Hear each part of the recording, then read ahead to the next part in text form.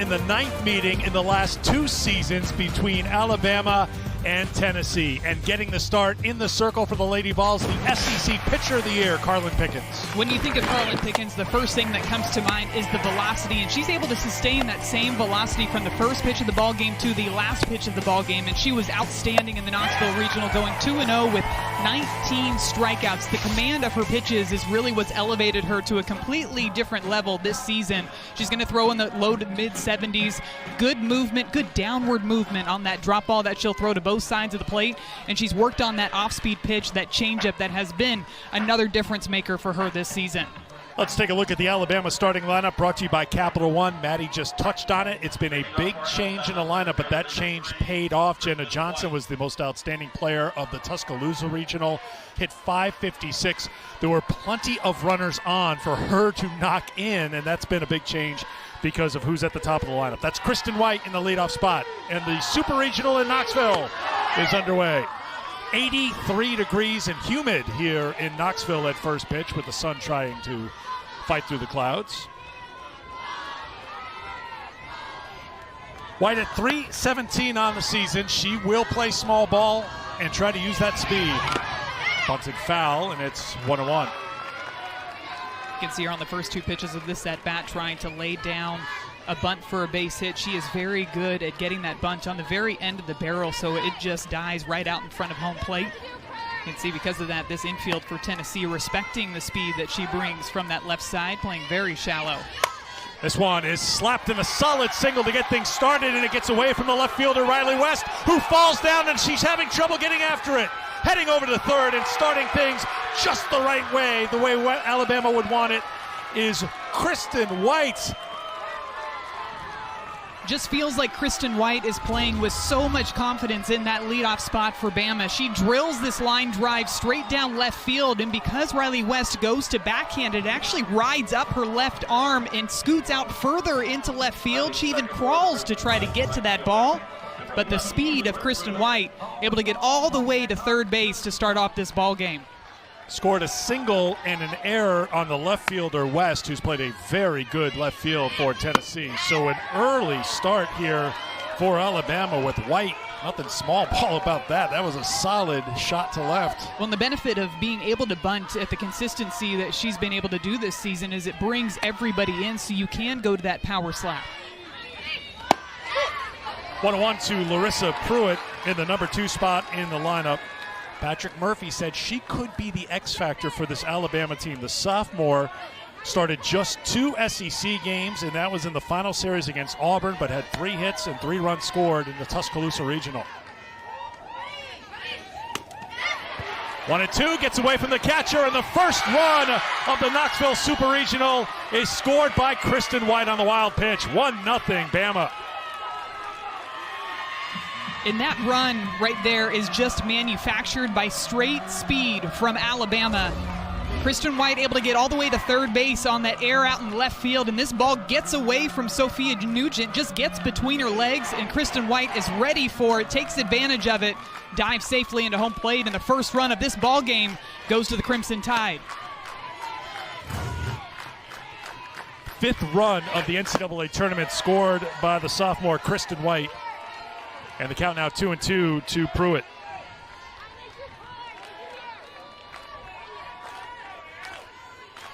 So the first punch thrown by Kristen White and Alabama. A single, the error, and a wild pitch from Tennessee. So a couple of mistakes from the Lady Vols, helping put Alabama in front.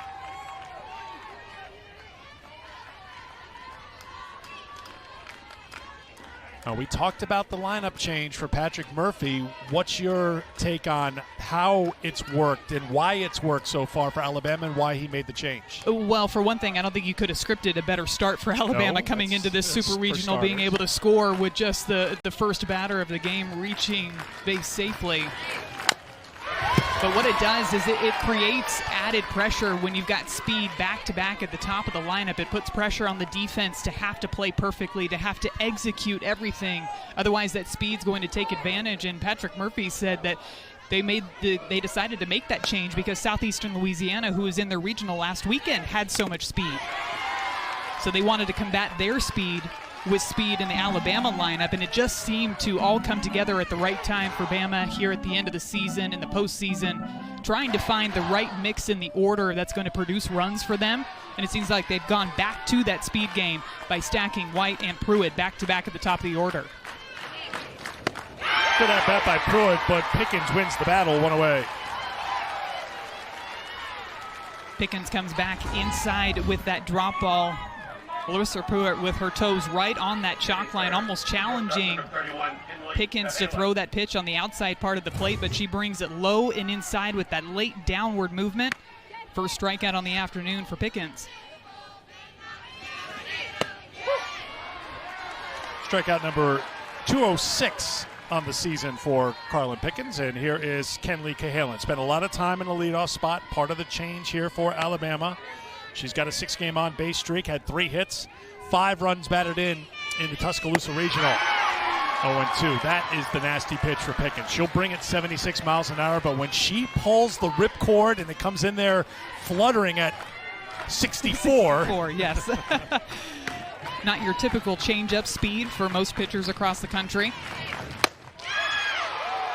Just missed. It's 1-2. Good location there. 0-2 pitch goes with the drop ball away. After you get the batter to think about that off-speed pitch, that changeup coming in at 64 miles per hour, it's impossible to be on time for both of those pitches, especially when she's bringing it in there 74, 75 miles per hour. Called strike 3. Back-to-back strikeouts for Pickens, 2 down.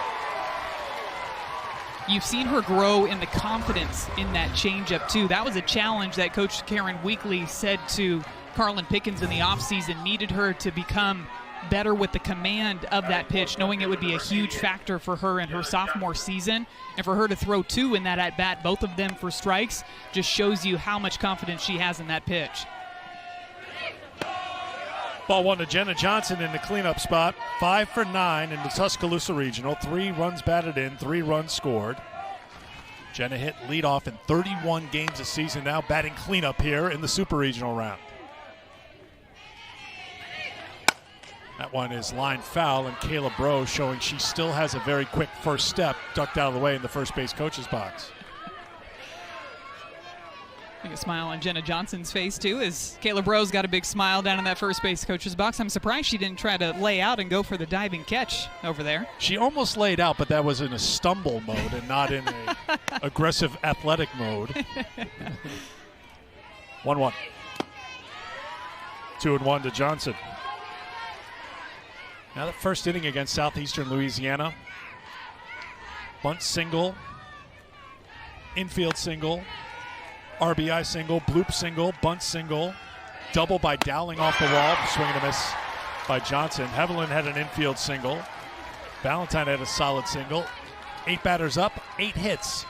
And when it was all over in that first inning, 9 runs on 10 hits for Bama.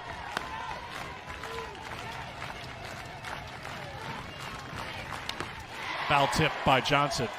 Good things can happen when you're able to consistently put the ball in play, and it's no secret when you look at Alabama's numbers, they're not going to hit a ton of home runs as a team, and that's something that they've evolved and discovered as this season has gone on and figured out what are some other ways that we can produce runs. Sometimes it's a little bit of small ball, sometimes it's putting people in motion, and it just seemed like that first inning in particular, everything came together. Gibson, fair ball, throws over the first and in time to retire the side. But for the first time in this NCAA tournament, Tennessee has given up a run. Well, you know they've got the offense and the star power to get that run back, and it starts at the top of the lineup. Kiki Malloy will lead things off for Tennessee next. Back at Knoxville, we expect runs to be at a premium in this Super Regional because the pitching is so good. 1 run on the board unearned for Alabama in the top of the first. So Kayla Beaver has a run to work with here. She steps into the circle for Alabama. Kayla Beaver, the transfer coming over from Central Arkansas to Bama this year, has been outstanding for them so far in the circle throughout this season. The Tuscaloosa Regional 9 2/3 inning pitch with 10 strikeouts. She's another one of those pitchers that's going to rack up the strikeouts when she's out there in the circle. And she's going to bring pretty good velocity as well, consistently in those upper 60s, even touch low 70s every once in a while. She's going to work all four quadrants. She'll work up, she'll work down, she'll work inside, and she'll work outside. But one part of the plate where she's going to have to establish early in the ball game is that inside part of the plate to the right-handed batters. All of the right-handed batters that are in this Tennessee lineup, I think it's going to be really important for her to establish there so she can work both sides of the plate. Let's take a look at the Tennessee starting lineup brought to you by Capital One. You'll see all right-handed hitters in this lineup for this Tennessee team, led by Kiki Malloy, Taylor Panel, McKenna Gibson, Zeta Pooney, Riley West coming off a huge regional where she hit 2 home runs and drove in 9 runs. Very familiar look to this lineup for a Tennessee team that comes in 43-10 on the season. It begins with Malloy. Malloy lifts a fly ball to the left fielder Jenna Johnson, who barely has to move. 1 pitch, 1 down. Malloy walked 4 times in her 4 plate appearances against Virginia in the regional final here last weekend. Aggressive early in the count, clearly was looking for something on the inside part of the plate.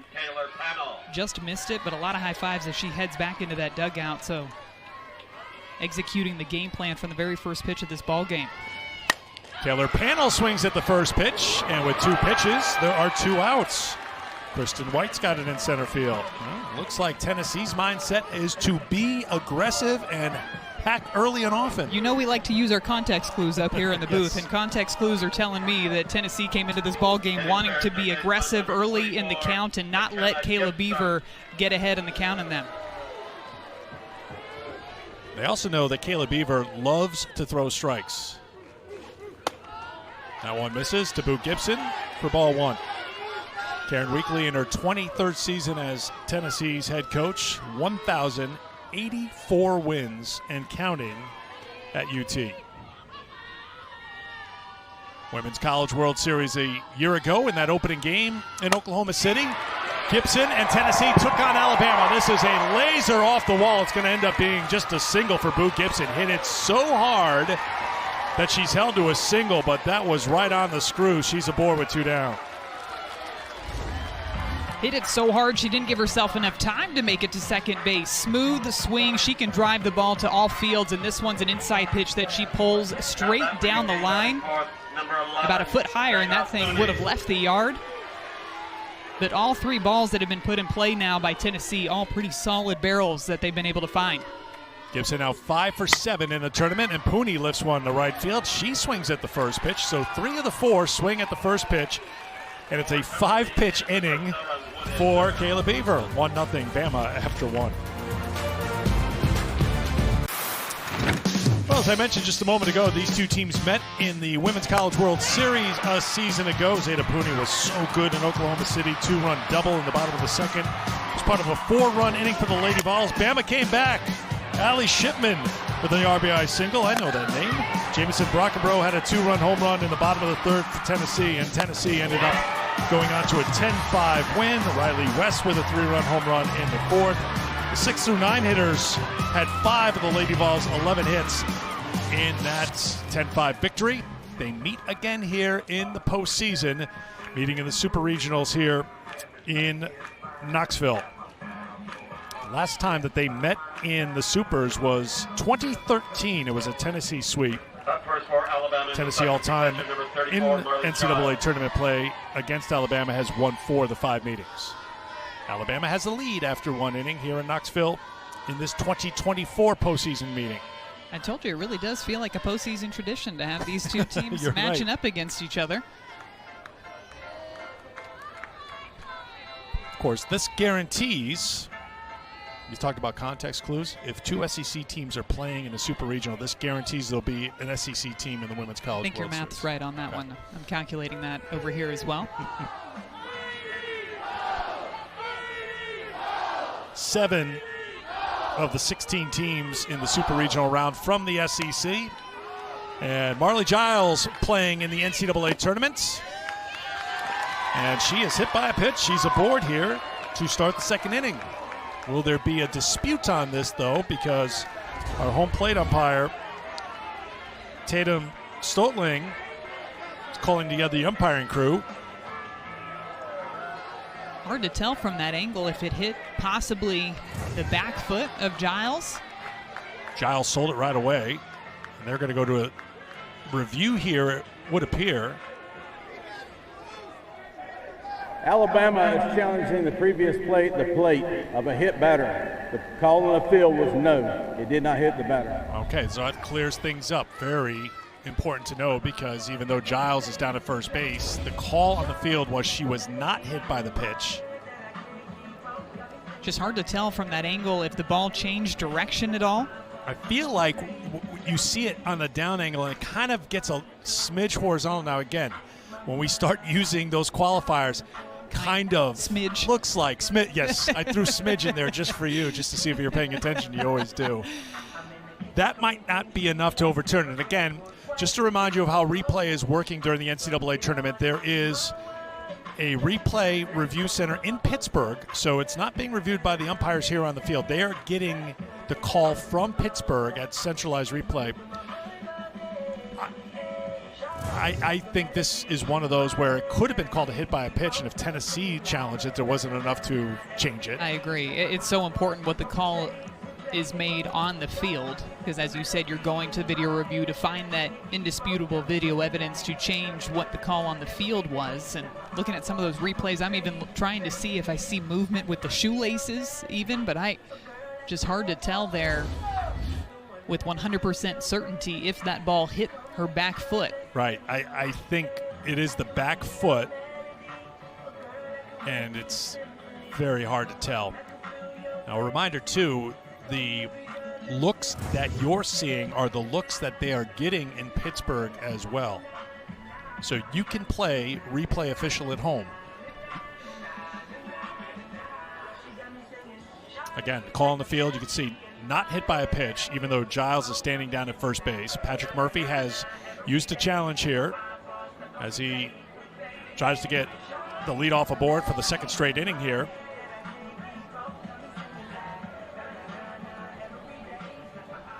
You saw the angles that we had, so they're going back through those angles once, twice,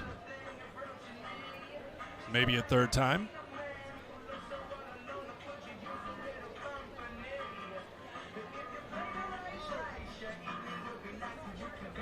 Tatum Stotling's got the plate. Don Brown, Mike Burwell, Bradley Newton, part of the umpiring crew here for this Knoxville Super Regional. This is a long review. Might be one of the longest reviews that we've had.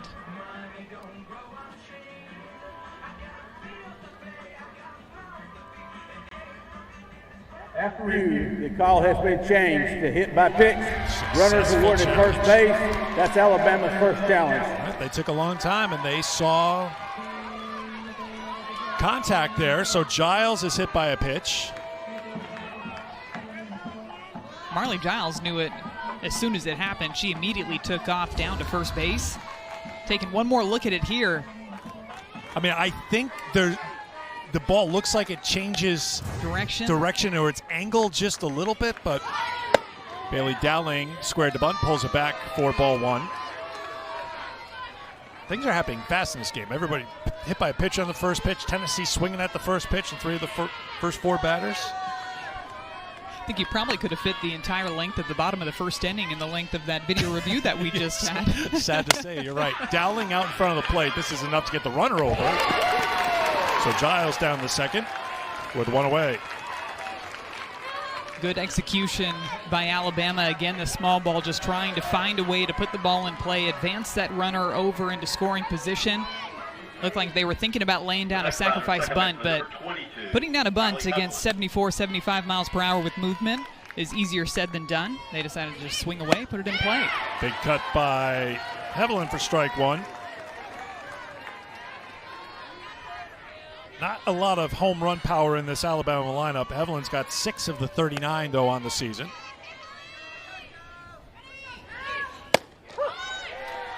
Oh, 0-2.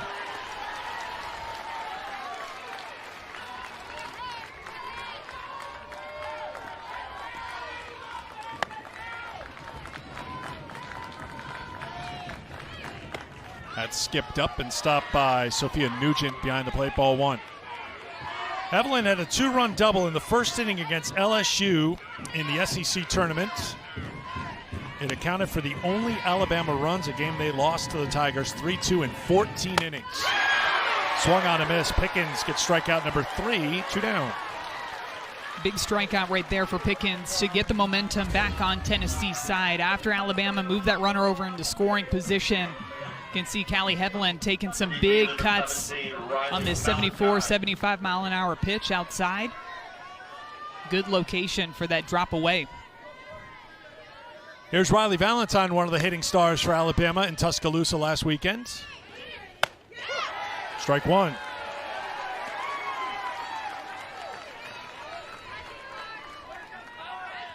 Valentine in her first year with Alabama after transferring over from Texas A&M. 3 for 6 in the Tuscaloosa Regional with a 2-run pinch hit home run in the 9th inning against Southeastern Louisiana. Start of a 5-run inning.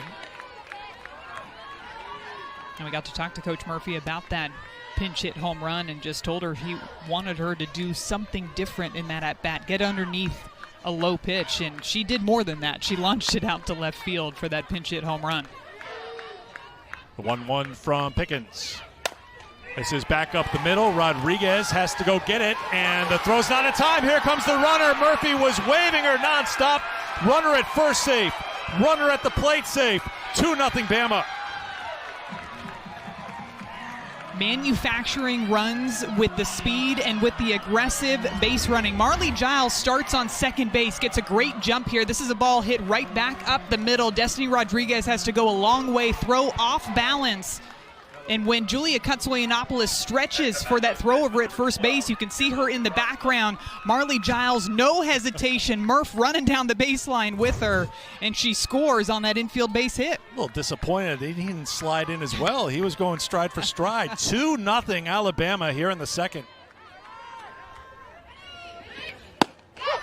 Strike 1 to Emma Broadfoot, the number 9 hitter. In hindsight, perhaps the better play for Rodriguez at second would have been to come to the plate because it took so long for her to get there. You're in a split second, you're thinking, I still can get the runner at first, but Valentine was safe by a couple strides.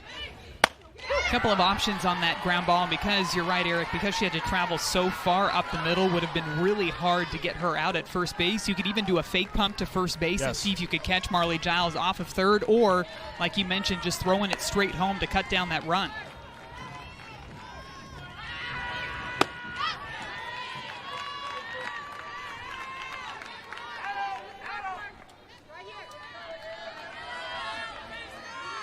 Not 9 runs on 10 hits like we saw in the last game for Alabama, but it's got a similar vibe of just putting the ball in play, put pressure on the defense, make things happen with your speed. There goes the runner down to second with the stolen base in the scoring position with 2 down. Just get this sense that Alabama's offense is continuing to put pressure on Tennessee's defense in a variety of different ways. Even that ball just skipping away from Sophia Nugent. Riley Valentine is ready to take that extra 60 feet. Yeah, it's a wild pitch.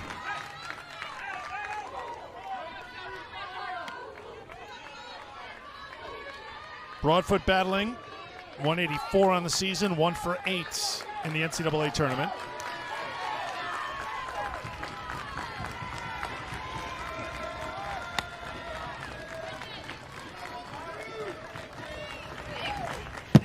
Another wild pitch off the backstop. The throw down the third is not in time. So Valentine at third. 2-2, the count now to Broadfoot. You can see some of the infielders coming together just to have a quick word with Carlin Pickens in the circle.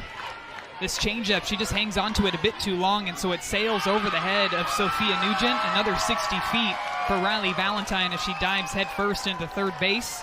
And sensing the pressure that Alabama's offense is putting on her defense, Coach Coach Weekley is going to come out and have a conversation with her entire infield, including her battery. Now, this isn't the pitching coach, Megan Rhodes-Smith, going out to talk to the pitcher, who now has 3 wild pitches in this game after throwing 13 all season before this game. This is the head coach trying just to bring the heart rates down a little bit. Yeah, exactly. This is all about just trying to slow the game down as much as possible, because you can feel it speeding up for Alabama, and that's exactly what they want in this situation. They want it to feel high pressure early in this ball game with Tennessee out there on defense. So good move by Coach Coach Weekley coming out and just trying to take control and slow things down a bit.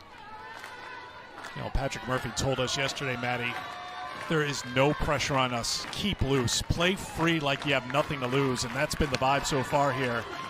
And he's been kind of leading the cheers and the charge down in the third base coach's box. This is a line drive to right and gloved by Panel to retire the side, but well struck by Broadfoot.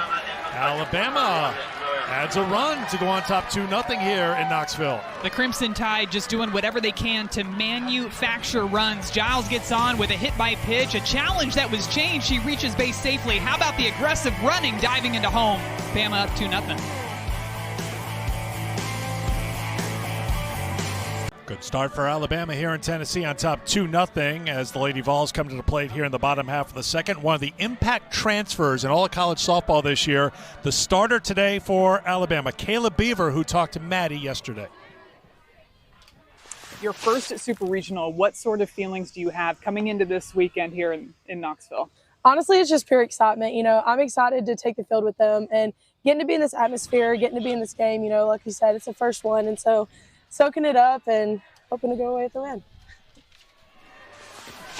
Extra thrilling for her. She's from Jackson, Tennessee, playing here against Tennessee for the Alabama Crimson Tide. Second team all-conference selection in the SEC. 17 wins for Beaver, who started her Alabama career with a 7-inning no-hitter against Villanova. Pretty good Villanova team, as we saw last week in the NCAA tournament.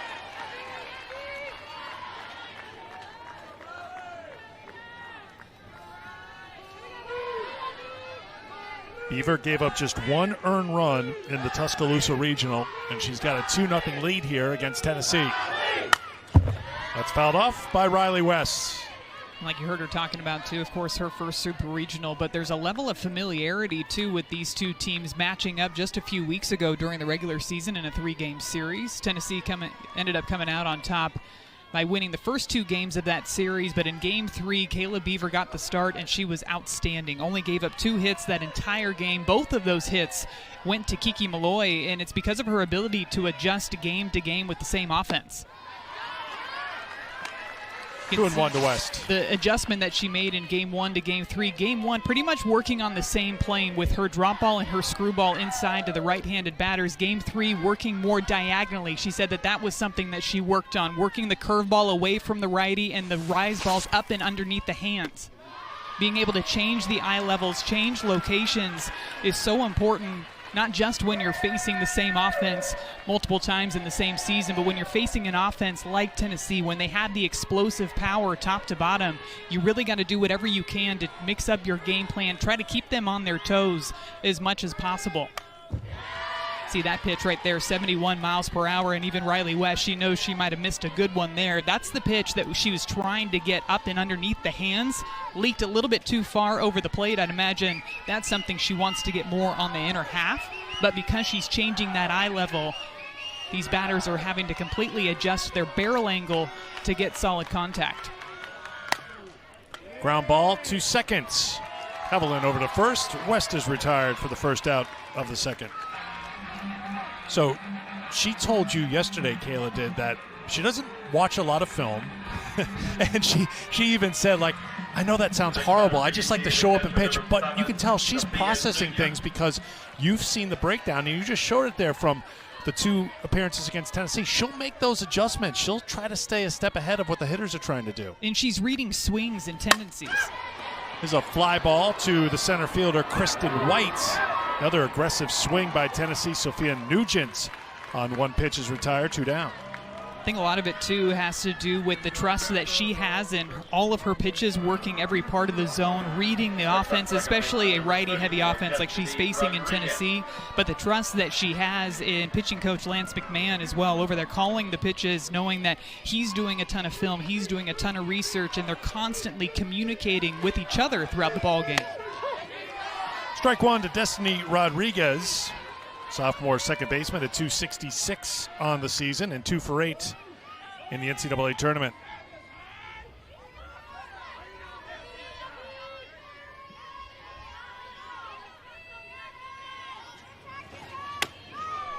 One-on-one. Tennessee was really aggressive in that first inning, going after the first pitch in all but one of the 4 at-bats that they had back in the first. Didn't end up scoring a run, but you'd imagine that there was a lot of conversations happening in that Bama dugout of how to change the game plan against their offense. Because everybody that put the ball in play, it was solid contact, clearly hunting the inside part of the plate. Changing things up a bit here in the bottom of the second, working that curveball and the drop ball away to these righties, and then establishing the inner half with that rise ball. The 1-2. 4 of the first 7 Tennessee hitters putting the first pitch in play. 2-2, the count now to Rodriguez.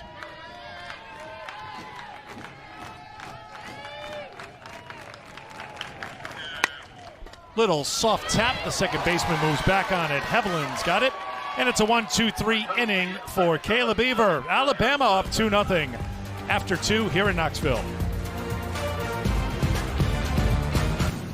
Bama made a little change to the lineup last weekend, putting the speed of Kristen White right up there in that leadoff spot to set the tone for the rest of the offense, and it truly paid off in that Tuscaloosa Regional. She put on a clinic of slap play, bunt play, even some power slaps out into the outfield. She has 8 hits in each of her last 8 games.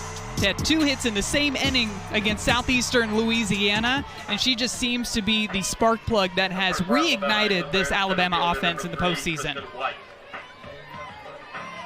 You see Alabama on the season with the 4.2 runs a game, but they hit 341 in the Tuscaloosa Regional, and they put the first 2 runs on the board here. I love that shot of Kayla Bro, who's in her first year as the Alabama assistant coach, just hugging it out with Kristen, because you know they probably spend as much time together as any other coach-player relationship for Alabama because of the way Kayla played and because of the way Kristen plays. I got a chance to catch up with Kayla a little bit yesterday about working with both Kristen White and Larissa Pruitt, having moved them up in that 1-2 spot in the order. Just about some of the things that Kristen White has been working on throughout this entire season to get more height on the chops when she slaps it down into the dirt. Working on her craft when it comes to the bunts and the power slap like we saw back in the first inning, driving that ball out to left field. It's got to be a great resource to have when you've got Kayla Bro on the coaching staff, who was so successful with the slap game in her time.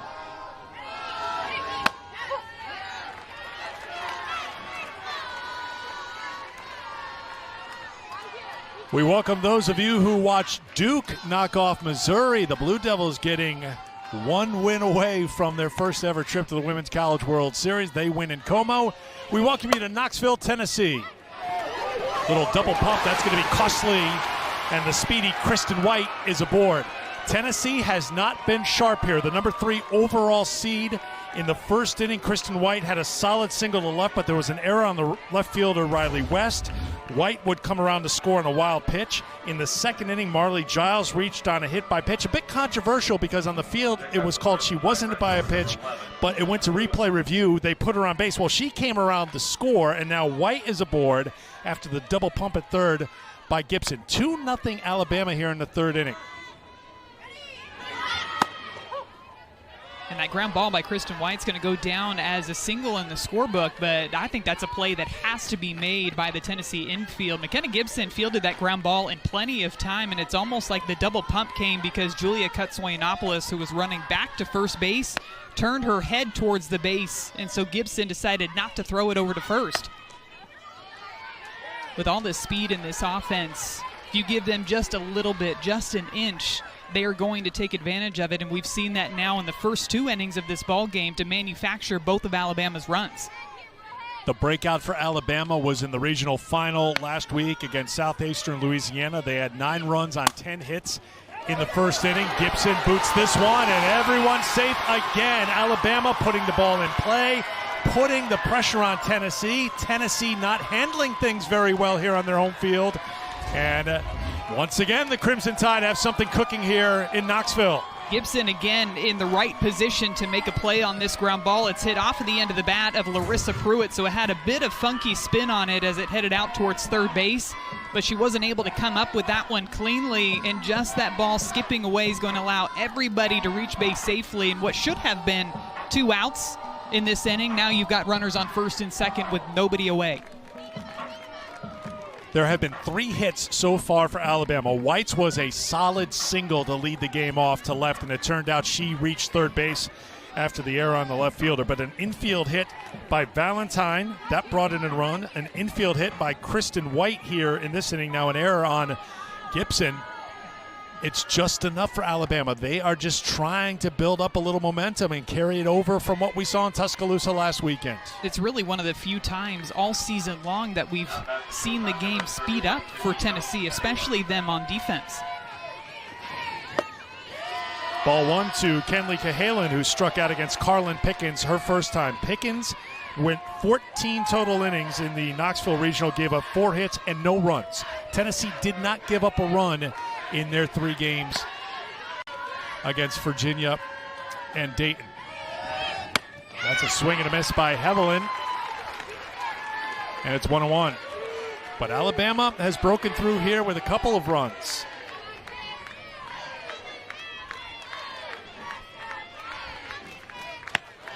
The rally worm makes its first appearance.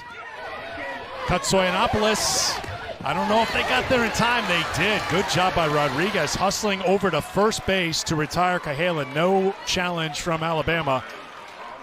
Runners go on to second and third with 1 down. It's a really difficult ground ball to execute, especially with Katsoyanopoulos being a lefty. And look at how far up the middle Destiny Rodriguez starts on this play. Has to catch that one on the run and barely gets her foot on first base in time to get Cahalan out, but still a productive out. Moved both runners now over into scoring position with just 1 away. Infield in for Jenna Johnson.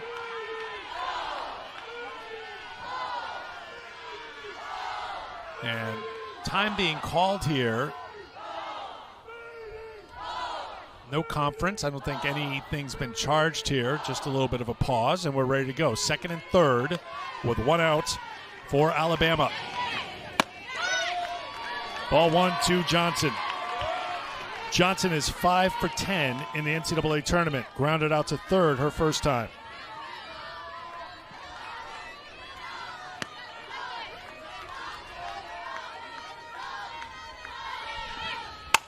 Solid shot. Gibson checks the runner, throws on the first. Good play there by Tennessee. They needed it. 2 down. And Tennessee's corners are playing up in front of the bases, just knowing that Alabama likes to play small ball. They're not afraid to lay down a squeeze bunt. So McKenna Gibson was playing up a couple of steps in front of third. A hard shot hit her way. A really nice play for that second out. Here's the number 5 hitter, Marley Giles, hit by a pitch and scored in the second. Ball 1. If you weren't with us earlier, Madison talked about how Alabama changed their lineup last weekend, and it's been a change for the better with White and Pruitt at the top of the lineup, Cahalan moving down in a run-producing role, and Marley Giles returning to the lineup. She had an injury. She was hit by a pitch earlier this season, missed 29 games. Made her way back during the Auburn series at the close of the regular season. Her first at-bats were in the SEC tournament in the game against LSU. Maybe not at 100%, but an 85% Marley Giles is a big addition for Alabama. Just the leadership that she brings offensively, but most importantly, what she brings back behind the plate for her pitching staff. 1-2. Coach Murphy was really excited to be able to get her back into that order consistently. Even had a couple of hits last weekend.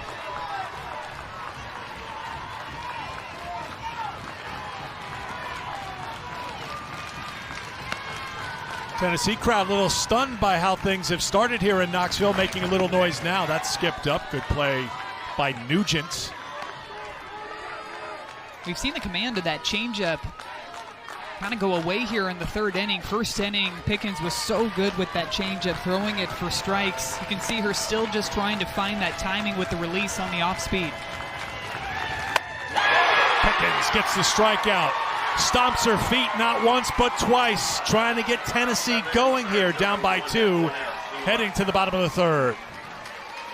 Carlin Pickens goes back with that straight velocity, low and inside, 75 miles per hour. The emotion, big strikeout.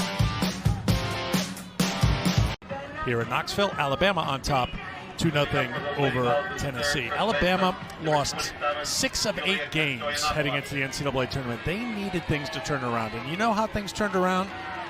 Kayla Beaver went on a shopping spree at Party City in Tuscaloosa. That's how things turned around. I'm sticking to it. Here's the first pitch to Julia Katsoyanopoulos.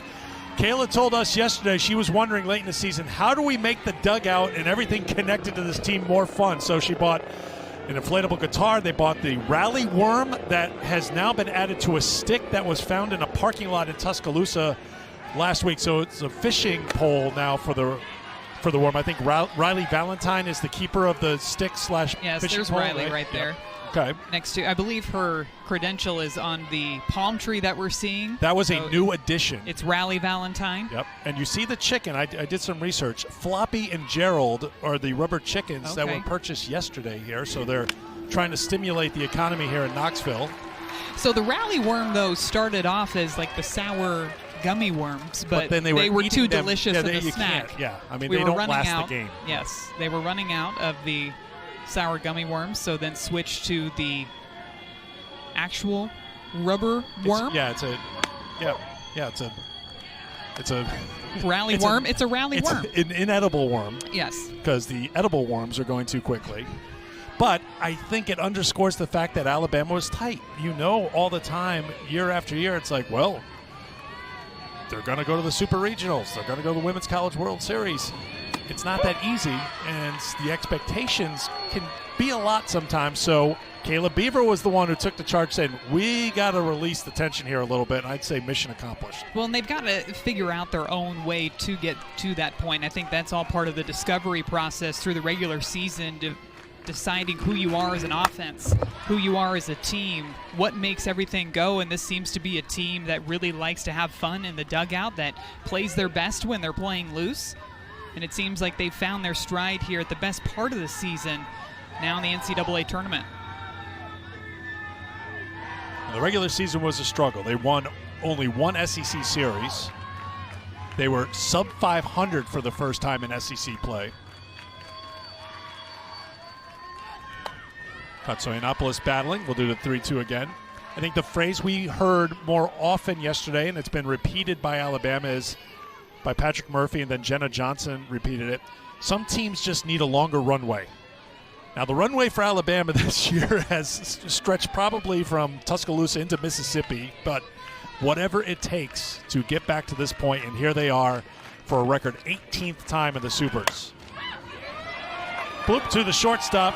8-pitch at bat ends with the first out of the bottom of the third inning. That was a really good battle, too, between Katsoyanopoulos and Kayla Beaver. You can see Julia throughout that at-bat actually moving her position in the box, sometimes stepping towards the plate when the pitch was on its way.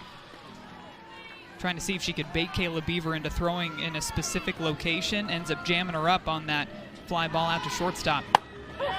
Strike one to the number 9 hitter, Laura Mueller. Junior shortstop at .279 on the season.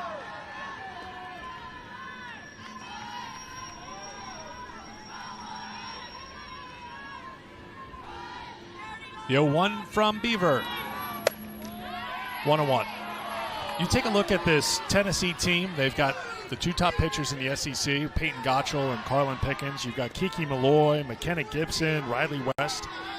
Karen Weekley was making the argument that this player right here, Laura Mueller, could be the team's most valuable player this year. That's popped up, headed to foul ground, and in play. A little bit of a breeze blowing from behind home plate, and that helped out Broadfoot to make the play. 2 down. We'll get into that Mueller story later, but she's the starting shortstop. The regular shortstop was injured, and Mueller stepped into that role, and you know how important that shortstop position is. It's so big to be able to have the solid defense because, of course, you want to make all the plays that come your way, but the confidence that it gives your pitcher in the circle when you're able to make not just the routine, but the exceptional plays behind them gives them a feeling of freedom in the circle just to trust their spin and trust their movement and let their defense work behind them. Kiki Malloy 0 for 1. Flied out to left in the first.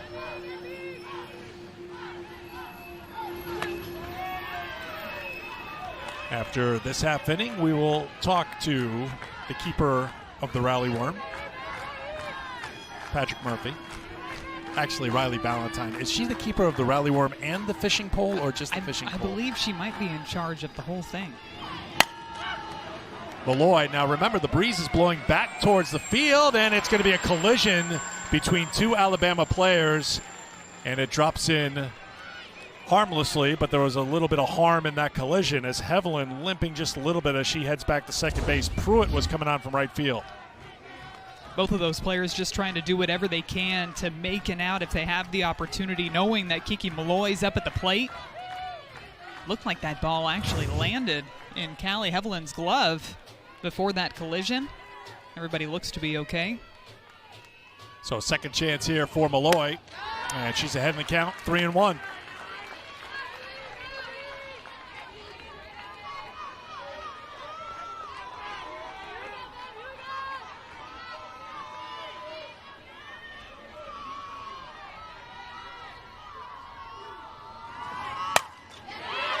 Aggressive swing on the 3-1, fouled off. Count now full with 2 down here in the third. Be interested to see where Kayla Beaver goes here to Kiki Malloy up at the plate. Had a couple of hits off of her in game 3 of their series, both to the right side. Hit a pretty good fly ball in her first at-bat on the inside plate. Goes back with the rise ball. During this at-bat, it looked like Kayla Beaver snuck in a changeup, too. It came in about 61 miles per hour, had a bit of drop movement, but with the success that Kiki has had against her, she's willing to do whatever it takes to try to sit her down.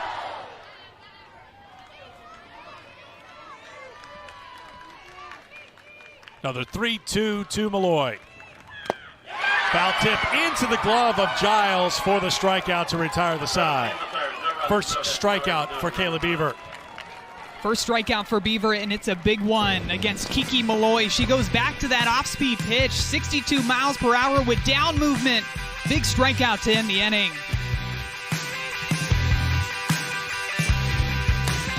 Alabama on top of Tennessee, 2-0 here in game 1 of the best of 3 Super Regional Series in Knoxville, and we are joined by Alabama head coach Patrick Murphy. Before we talk about your sprinter speed running down from the third base coach's box when Marley Giles scored in the second inning, I don't think it should go overlooked at all, Patrick, that you're here again. 18th trip to the Super Regionals, and this was a hard journey, but here you are again. Congratulations. Thank you so much. Amazing. But you know what? I've never hit a ball, I've never fielded a ball, and I certainly never pitched a ball in a game. So it's a credit to all the young ladies that played the Alabama jersey, and we're just happy to be here. You know, what a great atmosphere, great crowd, sellout crowd for college softball. You guys, ESPN2 here, we got the legend of Tennessee on the game here with Maddie Shipman, and it's just a great environment. Well, thank you, Murph. Like Eric said, we saw your sprint speed, but you've made a change in the offense and the order, and you've put a lot of speed at the top. What has that done to reinvigorate your offense as we're watching you sprint down from third to home plate? Huge. You know, nobody in the ballpark except for Kristen White gets a triple out of the ball that she hit, 100 feet maybe, and it's a triple. Nobody does that, and then she scores on a wild pitch. So speed kills, and speed never slumps. And one thing, if I can, I want to say congrats to Deanna Gump from Notre Dame, who just retired this week, on one heck of a good career. Deanna, we're going to miss you in softball. You're a great, great lady. You got it. Thank you, Patrick. Thanks a lot. Thanks for being here. Patrick Murphy, 26th year at Alabama, 18th Super Regional trip, the most of any program. I wonder how many times he's sprinted along with the runner from third to home. I think he's influenced by the fact that his team is speed-based, and he's like, well, if we're going to coach up speed, I better lead from the front here. Now, watching the replay again, he really only took like maybe 5 or 6 steps. It wasn't like a full 60-foot. You're not saying it was a full-on race No. him and Marley Giles. As the years go on, it's going to be, oh, you should have seen. I was so fast. Bailey Dowling to lead things off here for the Crimson Tide in the 4th inning. Grounded back to the pitcher in the first, but it was a productive out because it got Marley Giles into scoring position.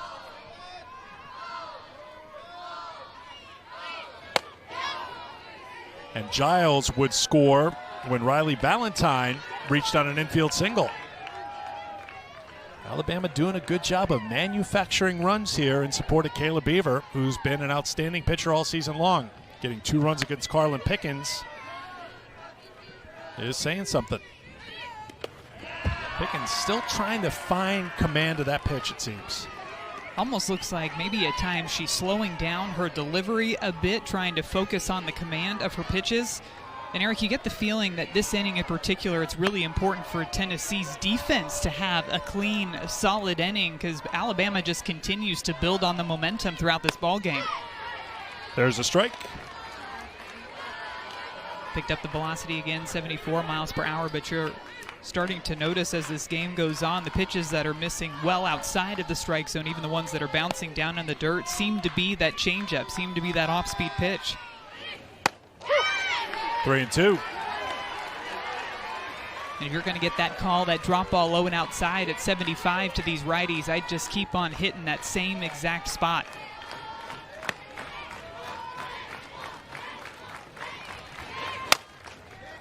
Dowling fouls it off and out of play. Goes back to a similar pitch, but you'll notice that that one's just a little bit higher in the zone. I think if that's a pitch that's right at the knees and continues to work down in the zone, instead of that foul ball to the right side, you might get a swing and miss or a weak ground ball to the right side of the infield.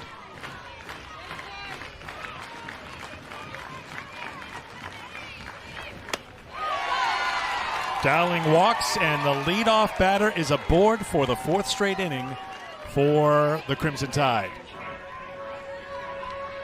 Women's College World Series returning to Oklahoma City. The action begins Thursday at noon Eastern, live on ESPN. For more information on the 2024 Women's College World Series, go to NCAA.com, the official online home for all 90 NCAA championships.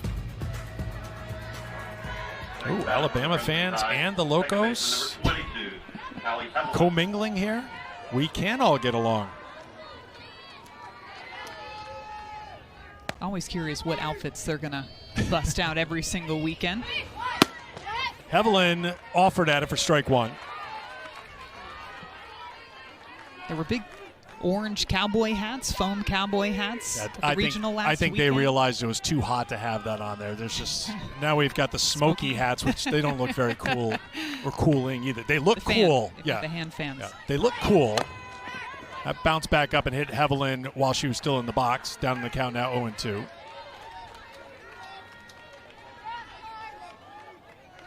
Great fan support. As Patrick Murphy mentioned, a sellout crowd here in Knoxville for Game 1 of this Super Regional, facing their longtime rivals. Tennessee taking on Alabama. 1-2.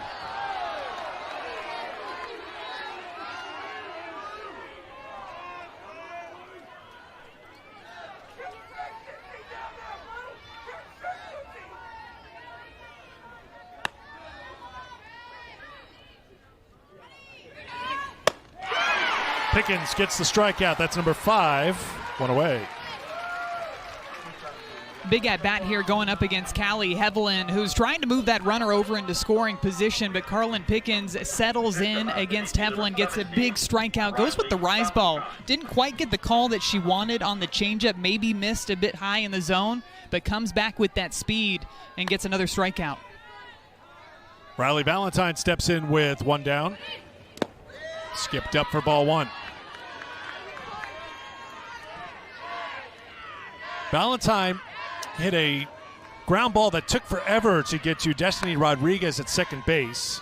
Marley Giles was at second, took off on contact. Patrick Murphy just waved her around third, didn't break stride. She scored on the infield hit, and now stealing second is the pinch runner, Kinley Pate. You can kind of see the infielders coming together here. I'm surprised that nobody's calling batter interference when Sophia Nugent went to throw the ball down to second base. She actually hung on to the ball, but when you watch Riley Valentine and the way that she followed through with her swing, it almost looked like she stepped across home plate. And I guarantee that's exactly the conversation that Coach Karen Weekley's having with our home plate umpire here, talking to her about Riley Valentine stepping across home plate. Take another look at the swing and miss here. It's that follow through that right foot. Now you can see Nugent just held on to the ball. Now the umpire's going to get together for a conference. Now, to me, it looks like that should be batter interference because you don't actually have to hit the batter with the throw in order to get the call. Nugent doesn't have to throw the ball No. in order for it to be called.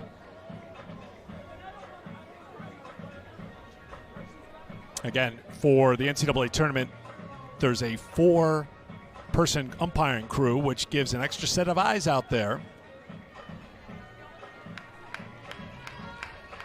I don't think Karen Weekley is going to get the explanation she wants to hear here from our plate umpire, Stotling. So it's going to be a stolen base for Alabama. They are now 3 for 3 in the NCAA tournament. And to me, this is batter interference with her stepping across the plate. That's 2 calls that have not gone Tennessee's way. The replay that overturned the hit by pitch, and now no interference called on Valentine. So far, Alabama's taken advantage of the call that went their way earlier. Let's see what they can do here. Crimson Tide 1 for 6 with runners in scoring position so far, with Pate at second and 1 down. 1-2 the count to Valentine.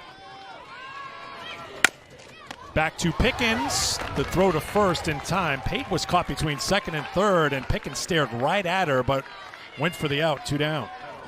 It almost looked like for a second she thought about trying to get Pate into that rundown between second and third base, but just decided to get that sure out over at first. You can see her taking that big jump with that ball back to Pickens, but as soon as she sees that release to first base, ends up continuing on to third. Emma Broadfoot, number 9 hitter, takes ball 1. Now remember, Pickens has thrown 3 wild pitches here in this game so far. First one led to White scoring the first run for Alabama. So Pate in the ready position at third. 2-0. Almost seemed like a bit of frustration from Carlin Pickens, too, after not getting that call on the changeup on the first pitch. Looked like a pretty good pitch outside. Called for a ball and then throws another one outside of the zone. One of those drop balls inside. That misses. It's 3-0. Pickens has hit a batter and walked a batter in this game. We'll talk with head coach Karen Weekley after this half-inning as she's fighting to get control here for Tennessee.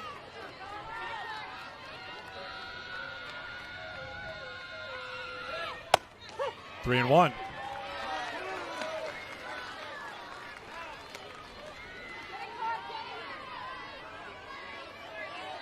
Already 74 pitches thrown by Carlin Pickens.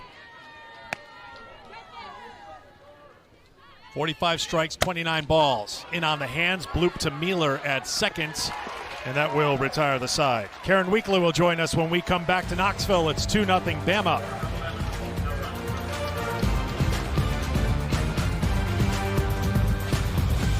Welcome back to the NCAA Softball Super Regionals presented by Capital One. We're at the home of the Tennessee Lady Vols, a 2-time defending regular season champs in the SEC, trying to return to the Women's College World Series. And their head coach joins us right now, Karen Weekley. Karen, let's just talk about the team. They look tight to us. What's the feeling here in these first few innings from you down in the dugout around your team? They're not tight at all. I actually think they had just too much adrenaline in that first inning. Interesting. We made some uncharacteristic, defensive miscues. That's not like us. We just rushed on the base hit to left field. Just keep it in front and keep it a single. And we just got going too fast, didn't communicate real well on that ball at the middle where we had no shot at first. So, no, really, they're good, and I actually think we've taken some good swings. We're really close to squaring some balls up. Yeah, I was just going to talk about the offense. This is the third game this season that you guys have faced Caleb Beaver. Early in the game, very aggressive, early in the count. What do you think they need to do to put some more balls in play? Just keep swinging. I'm actually pretty pleased with what we're doing offensively. Defensively, we've just let leadoff runners on and then just kind of rush some plays. But I like the way we're swinging, and I think we keep doing that. We'll score some balls up. All right, Karen, we appreciate it. Thank you so much. Thank you. All right, like I said, interesting. That's the report from the dugout, that she's glass is half full. She feels good about it. You pointed that out right from the very start. They were swinging early in counts, but they were making some good contact and just off against Beaver. So let's see what happens here for Tennessee. 2, 3, and 4 for the Lady Vols. Taylor Panel to lead things off here in the fourth. Just one base runner so far against Kayla Beaver. That was McKenna Gibson, who hit an absolute shot off the top of the wall back in the first. Gibson is on deck. Squibbed foul, and it's 1-1. When you and I were looking back at that Game 3 down in Tuscaloosa against this Tennessee offense going up against Beaver, a lot of ground ball outs. That was a common theme, especially for these righties rolling over to the left side, and I do think you've seen some adjustments with their swings, hitting those hard line drives out to the outfield, really to both sides of the field in this ball game. Bunted foul, and it's 1-2. Intentional adjustments with their swings and their barrel angles and even the pitches that they're going after. To Coach Karen Weekley's point, it feels like they're going up there executing the game plan, maybe just haven't gotten the results yet in this ball game. Made Beaver work a little bit more as these innings have gone along. 5 pitches rather in the first, 12 pitches in the second, 18 pitches last inning. Count now 2-2 to Panel leading things off here in the fourth.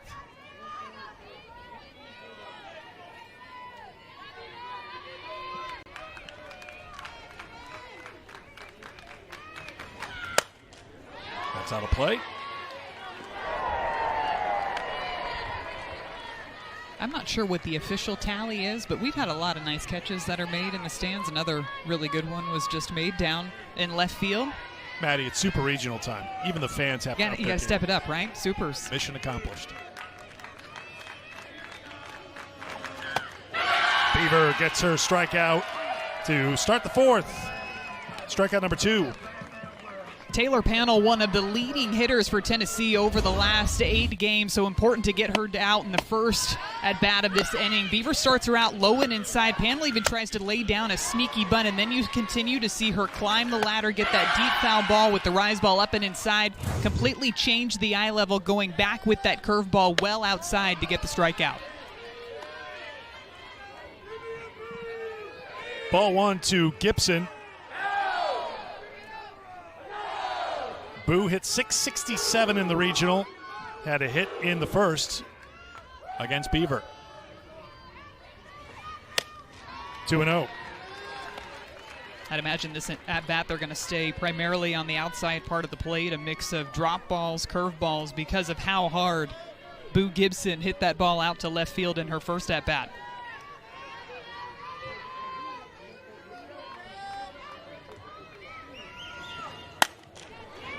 To the shortstop, backhanded by Cahalan, throwing on the first. 2 down. NCAA Men's Lacrosse Tournament continuing this weekend. It's Memorial Day weekend, so the traditional spot for the men's and women's lacrosse tournaments. The men's semifinals tomorrow in Philadelphia. Number 1 seed and the defending national champions Notre Dame taking on Denver at noon Eastern time on ESPN2. Then 7th-ranked Maryland takes on number 6 seed Virginia at 2:30. Championship, of course, is on Memorial Day. Action resuming in Philadelphia tomorrow. Here's Zeta Pooney, 0 for 1, flied out to right in the first.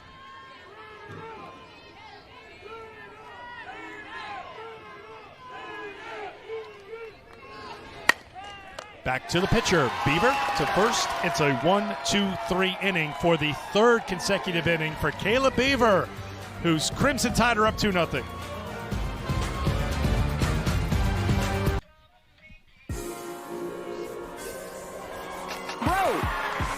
This ball is supposed to go to Madison Shipman, and she's got it. The sacrifice fly for Shipman. Bro, that'll drop into center field. Shipman laces one to left, and it gets by Bro to the fence. Tennessee is going back to the World Series. Just because I know how to say the right things to make you and Kayla Bro feel good. That was 11 years ago tomorrow. Oh, there's the picture. Yeah. Kayla, when she was working with us in her broadcasting career before joining the Alabama staff, we had the throwback throwdown here at Sherri Parker Lee Stadium last year, and we made a little subtle request. Kayla, can you bring your national championship ring and any other rings you want to display? Yeah, I don't think you had to try very hard to get her to display her Oh no, she already had that rings. idea. She's like, no, I'm way ahead of you. They're already packed. They're ready to go. Yes. It's interesting. You were talking to Kayla before the game. You two are friends now. Back in your playing days, this will just give you a little idea of the Tennessee-Alabama thing. I don't want to say that you disliked each other. You didn't know each other. You didn't talk to each other. We wanted to beat each other every single time that we were on the field. Absolutely. Ultra competitors, and a little conversation here after Kristen White fouled off that ball. Ready to resume play here in the top of the fifth. White's 2 for 2 with the run scored. Rodriguez, the flip to Katsurianopoulos, and White is retired for the first time. One down here in the fifth.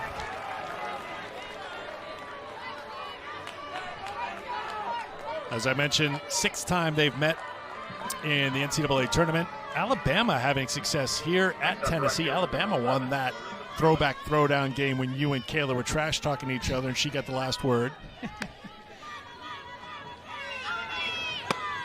Every SEC team made it to the NCAA tournament. 7 teams still standing in the Super Regional round. This is the 12th ever All-SEC Super Regional, but the first in 3 years. Kentucky, Alabama back in 2021. We were there for that, right? Does that yes, ring a that bell? was in Tuscaloosa. Yep. 2-0 the count to Larissa Pruitt.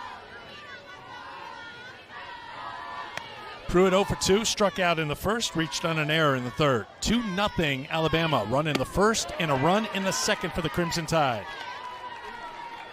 Only one of the 2 runs earned against Carlin Pickens, who has not been as sharp as we've seen her, especially down the stretch for Tennessee. Well, and she's fallen behind again to Larissa Pruitt, 3-0, now having to work her way back in this at-bat. 3-1. It's really been the difference in the command of the changeup in particular. I think that's what's hasn't been as consistent for her today. And because she's been so far outside of the zone, some of the marginal pitches that she is throwing in there, she's not getting those calls. Gets one there. That location low and outside with that drop ball. It's just going to be the ability for her to be able to pound the same spot over and over again.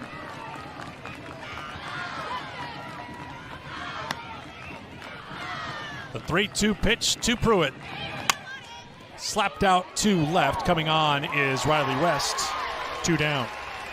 Last weekend, Carlin Pickens threw 76 pitches in the win against Dayton, 74 pitches in her win against Virginia, and you can see she's already up above 80 as she works here in the 5th inning against Alabama. And calling those games, it felt like every single at-bat she was ahead 0-2, 1-2, just continuing to pound the strike zone with all of her pitches.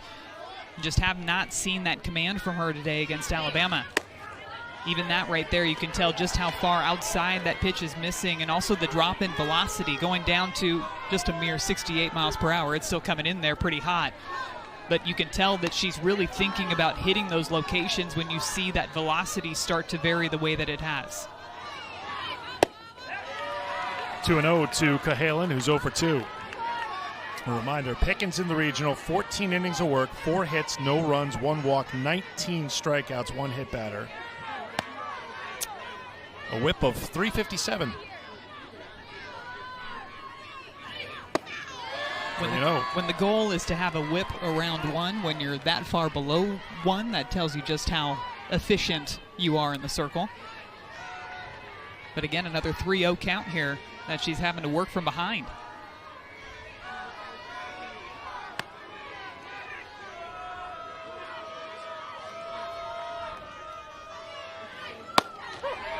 3-1. Cahalan bringing a 6-game on-base streak into the Super Regional round.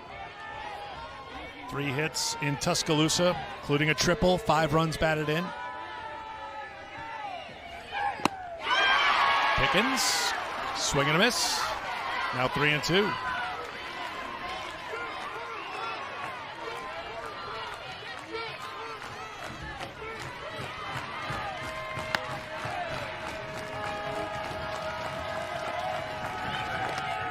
Cahalan swings and misses, but it gets away from the catcher, and Cahalan's going to beat it out, so she'll be down at first base with 2 down.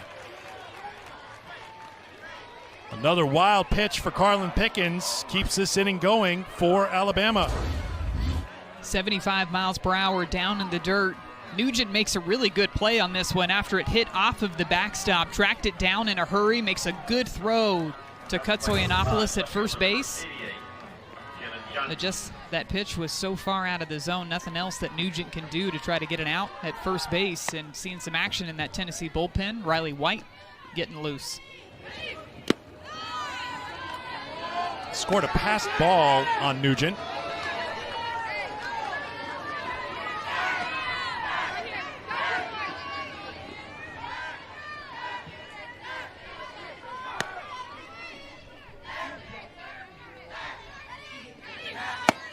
Jenna Johnson pulls it back. The pitch was in the dirt, right? I was going to say, I'm curious why they scored that one a pass ball, because I thought it hit the dirt before it even got to Nugent.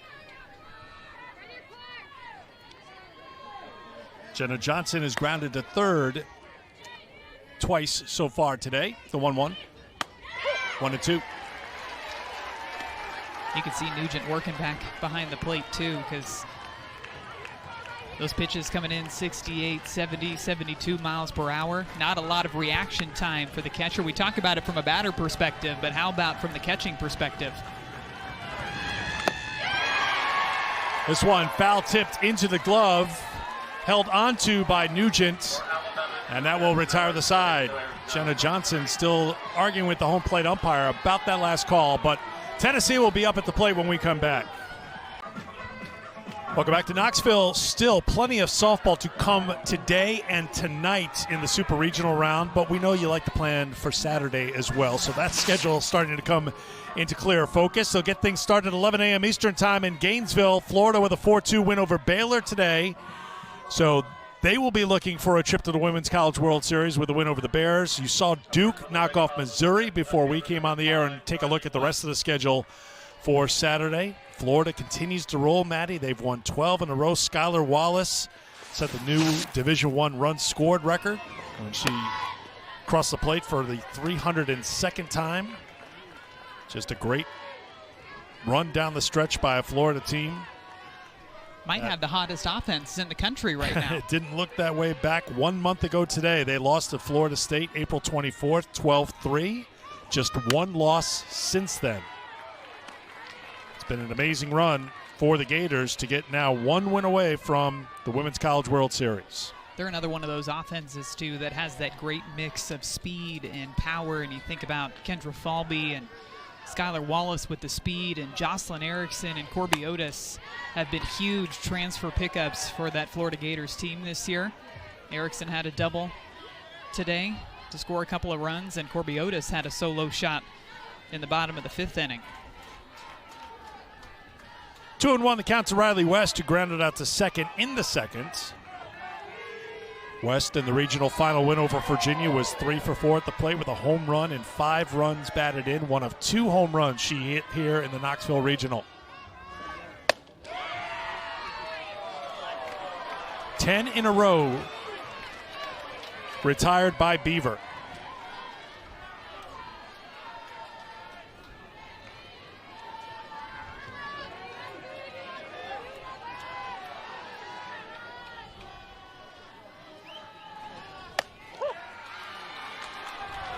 Three and two.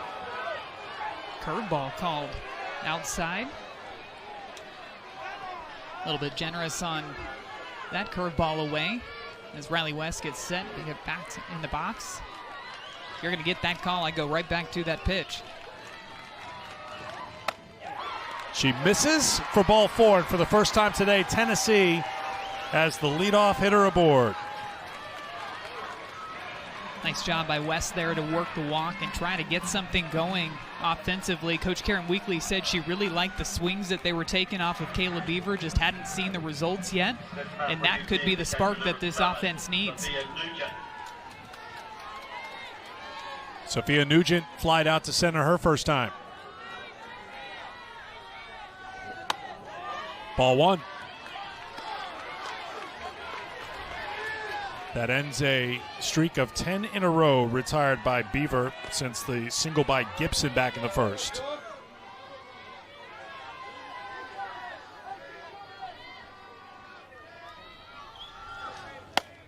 One and one.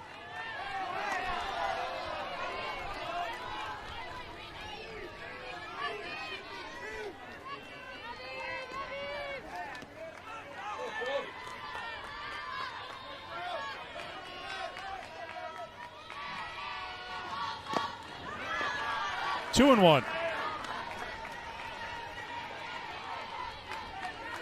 Nugent hit one of the 5 home runs that the Lady Vols had in the Knoxville Regional, giving her double digits on the season. 10 home runs for the Oklahoma transfer. That misses. It's 3 and one. Back-to-back solid at-bats by Tennessee to start off this bottom of the 5th inning.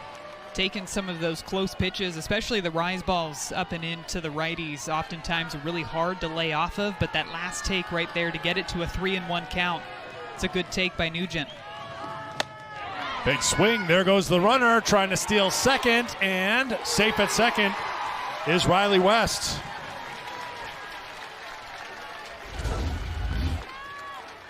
Riley West getting a good jump off of first base. And the difference here between her being called safe versus out, I think, is all in the dive. Diving headfirst into the base, such a difficult tag for the shortstops to reach up and go all the way back down to apply it.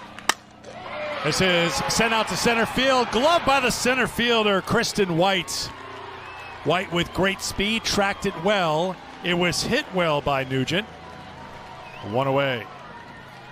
NCAA Women's Lacrosse Tournament continuing this weekend. Semifinals are happening in Cary, North Carolina, but because of weather, they're in a weather delay in the fourth quarter. It's a tight one between Northwestern and Florida. 10-9 Northwestern leading.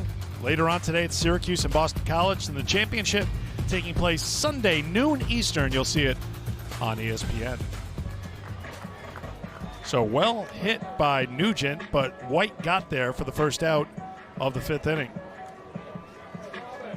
2 at-bats in a row where Kayla Beaver fell behind, so pitching coach Lance McMahon coming out of the dugout, having a quick chat with his infield. Maybe he's seen something with Kayla Beaver's pitches and he wants a different location, different spin, different spot, whatever it may be. Also could be just trying to take away the little bits of momentum that you start to feel for the Tennessee dugout here in this inning, after getting the leadoff runner aboard via the walk and then that hard hit line drive out to center field. Here's Rodriguez. Swings at the first pitch and fouls it off. The batting for the Lady Vols, second baseman, number 34, Destiny Rodriguez.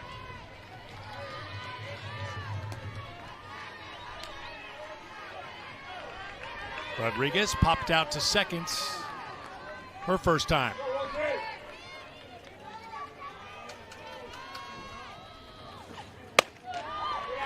One and one.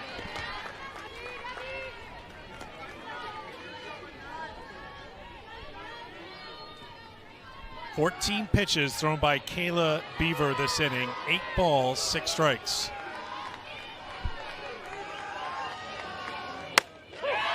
There's a strike, and it's 1 and 2.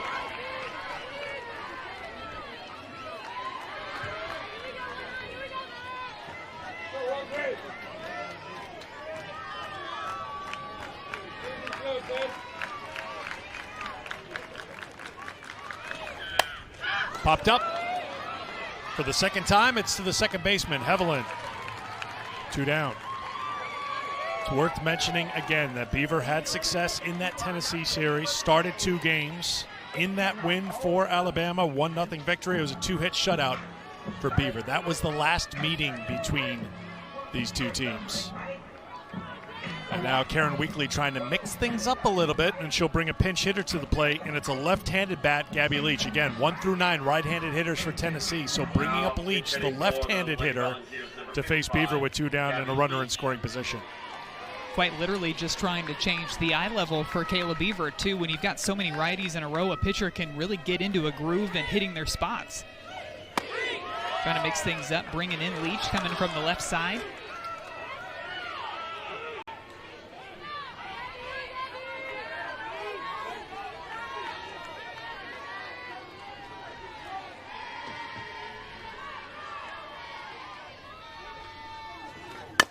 Leach chops it to second. Haviland bobbled it.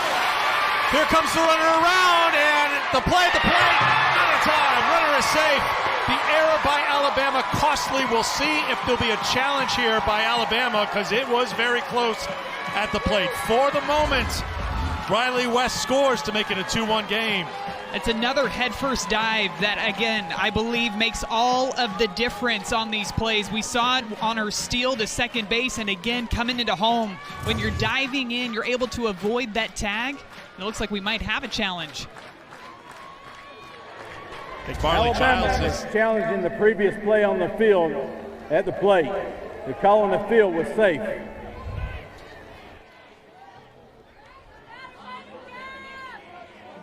Going to take another look at this one here in Pittsburgh.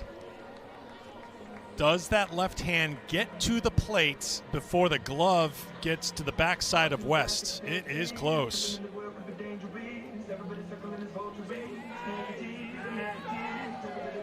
See when that left hand touches the plate. Right there. I think that angle is tighter and clear, but the catcher, Giles, is kind of screening the moment where she could be making contact on West right there. So again, we stress the call on the field, safe. Is there enough to overturn that and call West out at the plate? You don't see the glove hitting the body here.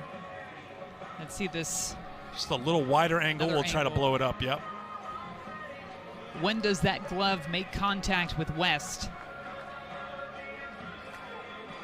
I think that hand's in there. That hand's in there. I think it's safe. I think safe's going to be the call.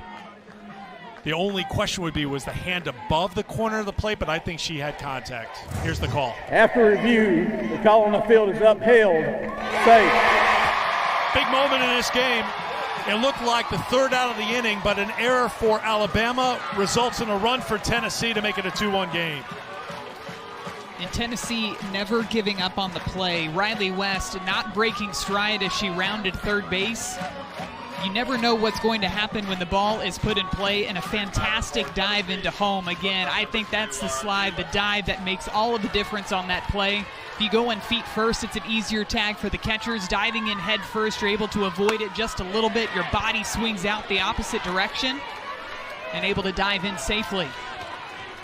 Well, go back to that stolen base. I mean, again, that's an aggressive call there. Trying to steal second, down 2 runs. You haven't had a base runner since the first inning, and that slide, as you mentioned, with West reaching the base with the hand. Mueller with a fly ball.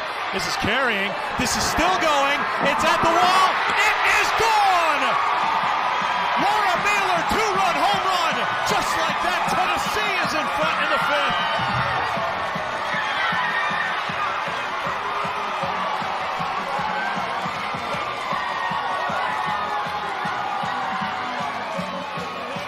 It just felt different in this inning, in the bottom of the 5th inning, when Riley West was able to reach base via the walk. You could just almost feel this sigh of relief for this offense, and they have just exploded, taking advantage of that miscue in the infield, and then Laura Mueller following it up with this big swing, gets a rise ball up and in, barrel underneath that pitch, gets the backspin, gets the carry, and it carries on out of the yard for a 2-run shot to give the Lady Vols the lead. 8th home run of the season for Laura Mueller, 83rd for Tennessee. How quickly things have changed here in Knoxville.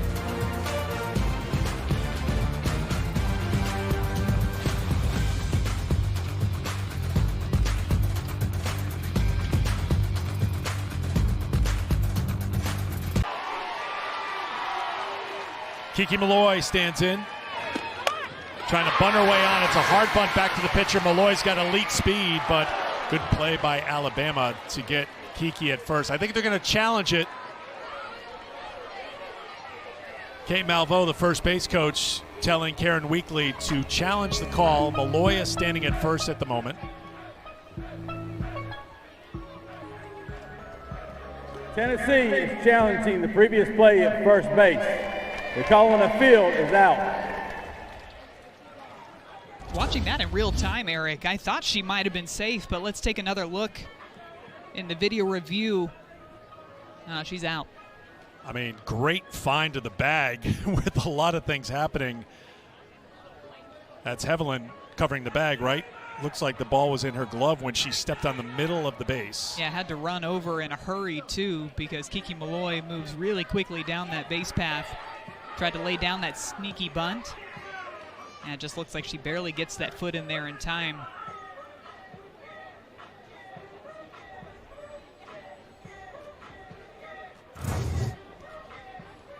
That's a quick review.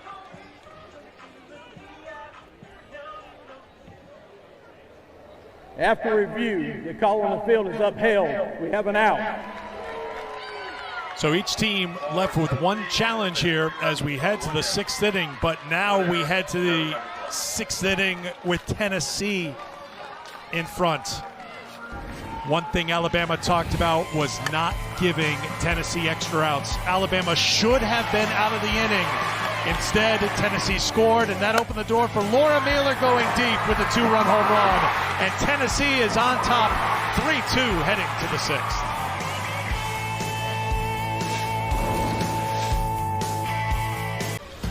Welcome back to the NCAA Softball Super Regionals presented by Capital One. Alabama led 2-0, but 3 unearned runs in the bottom half of the fifth inning has Tennessee in front 3-2 in game one of this best of 3 Super Regional Series.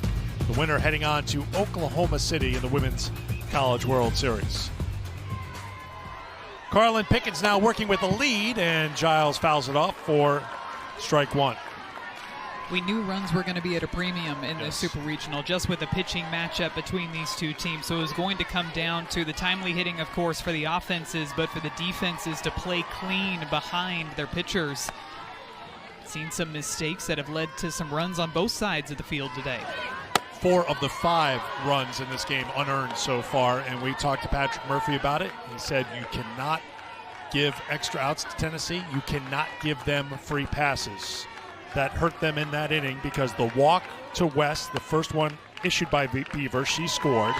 They should have been out of the inning, but the error kept the inning going for Tennessee, and then Mailer came through with the 2-run home run to make Alabama pay for the mistake. And just how quickly this game turned, because it really felt that Alabama had all the momentum through the first 4 innings of this ball game, and like you said, they should have been out of that inning. And all of a sudden, one error, some aggressive, great base running by Riley West, and a big home run, and Tennessee now has the lead heading into the top of the 6th inning. But Alabama has the rally worm, so have the rally all worm. Things are possible.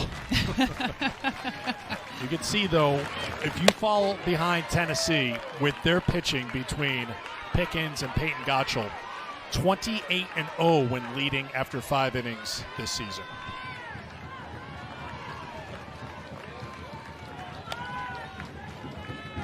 Three-two pitch to Giles.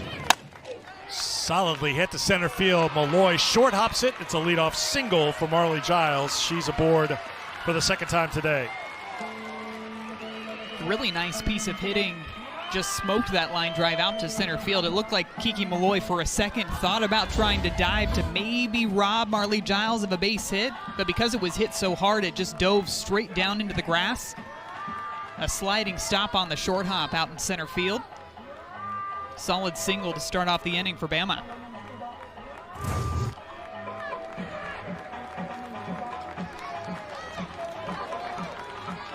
So Bailey Dowling is due up. Patrick Murphy is bringing together some of his coaching staff.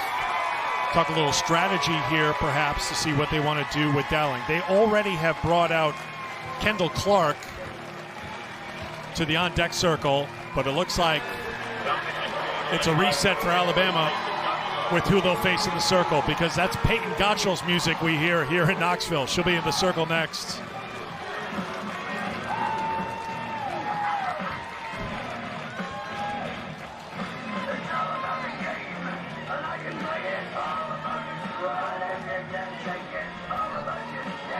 We have to know, what is the walkout music that you step out into the circle to, and what is it about that song that pumps not just you up, but it seems like the entire field? It's The Game by Motorhead, and it was Triple H's walk-up song in WWE, and I just love like the vibe it gives off. Like, it's just like ready to punch somebody, like just ready to go, and that's just how I am. Like, as soon as I get out there, and then you get the whole stadium rocking with it, and then it's just like I kind of black out. So it's just fun. Gottschall stepping into the circle, and she brings energy and she brings a lot of talent as well. And she's looking for an edge in any way that she can, and sometimes maybe it's a little bit of walkout music that gets you an edge when you're out there in the circle. Always brings that fiery competitiveness that this team needs with just a one-run lead here in the 6th inning. She's going to bring her deceptive spin with that curveball that she's going to attack the strike zone to both sides of the plate.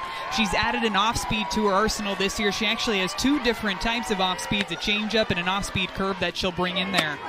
Really going to command the strike zone, and right there pumps in strike 1 to Bailey Dowling.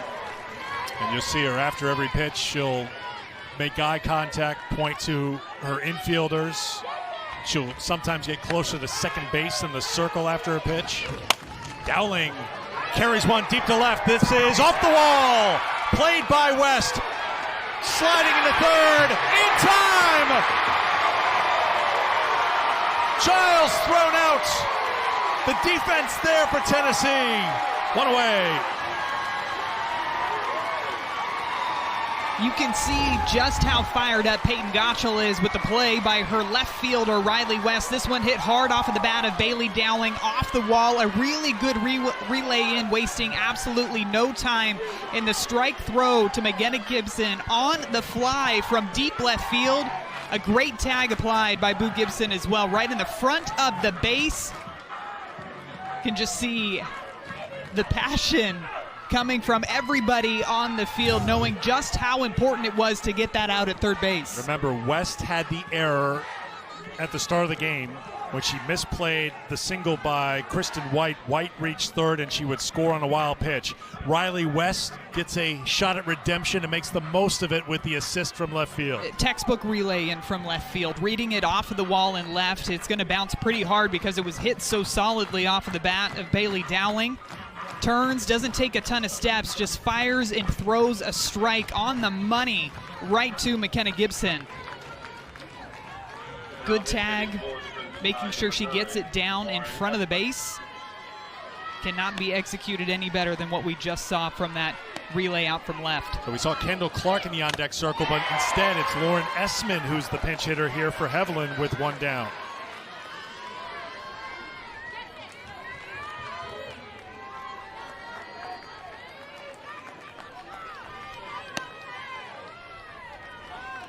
The 0-1. 1-1 to Essman.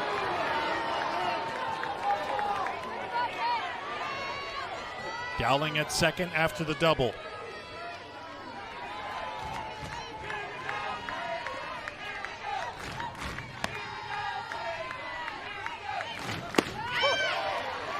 One and two.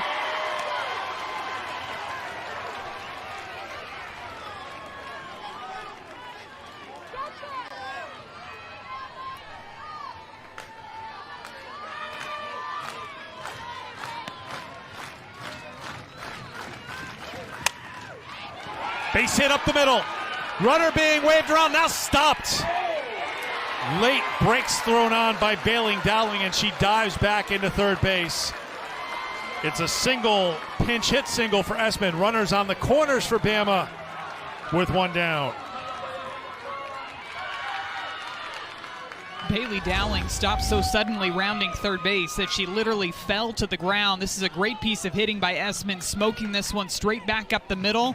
Kiki Malloy coming up with the throw right on the money to Sophia Nugent. Looked like Nugent saw Bailey Dowling putting on the brakes, so came out in front of home plate to get that throw. Bailey needs a moment. I think her heart's racing a little bit after racing back to third base. While we have a minute here, multiple conferences on the field to the studio. Matt Schick.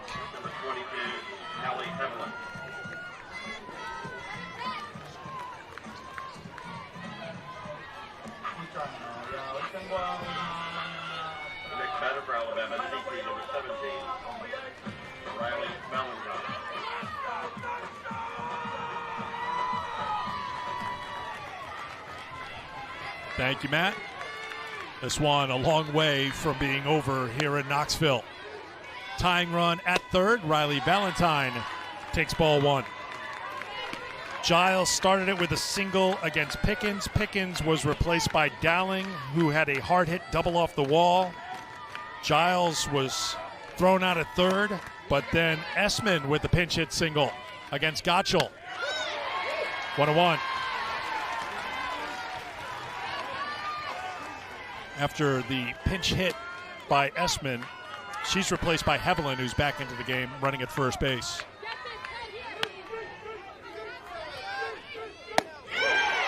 1-2. Gottschall just pumping in those backdoor curveballs, and you can see Riley Valentine taking them, thinking they're going to miss way off the plate inside, but it's the late sharp movement back over the plate where she's able to get those strikes and those calls on the backdoor curve. 2 down.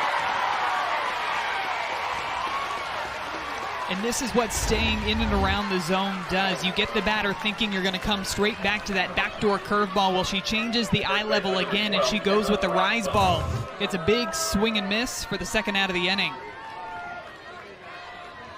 Here's Emma Broadfoot, lined out to right in the second, popped out to short in the fourth against Pickens. Ball one.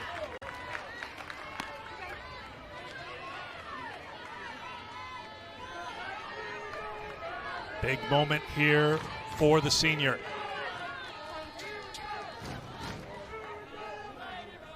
And Karen Weekley coming out to talk to the plate umpire. Quick chat.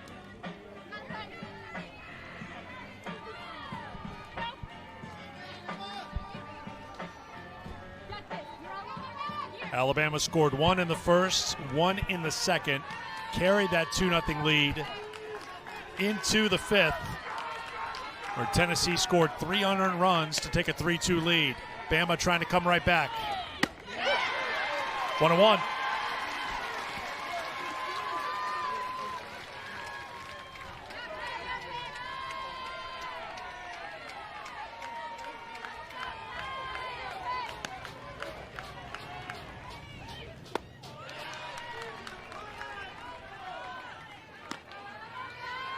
Two and 1 the count to Emma Broadfoot.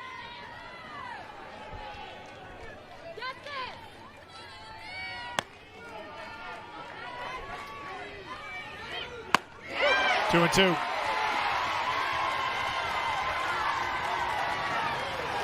Those in orange or the Summit blue getting on their feet to make some noise here. Trying to help Peyton Gottschall get out of the jam. There goes the runner, Hevelin, takes second without a throw. So second and third with 2 down, and a 3-2 pitch about to be thrown to Emma Broadfoot.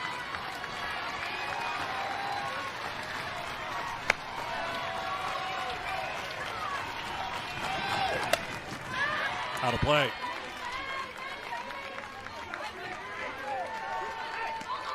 You can just feel how tense it is in this moment. Such a big moment for both of these teams. Tennessee wanting to get out of the inning without giving up a run, and Alabama trying to capitalize on this inning, bring somebody in after those 3 hits in a row that they got to start off this inning.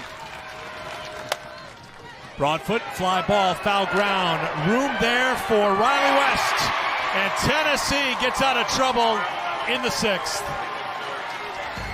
3-2 Lady Vols after 5.5.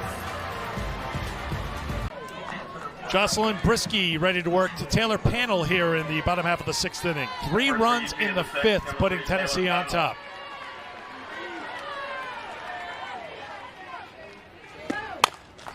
pitch up to the shortstop, played by Cahalan. Long throw in time, 1 down. Almost feels like both of these teams, when they're able to get the leadoff runner on board, they end up coming around to score. Riley West got that walk back in the 5th inning, came around to score.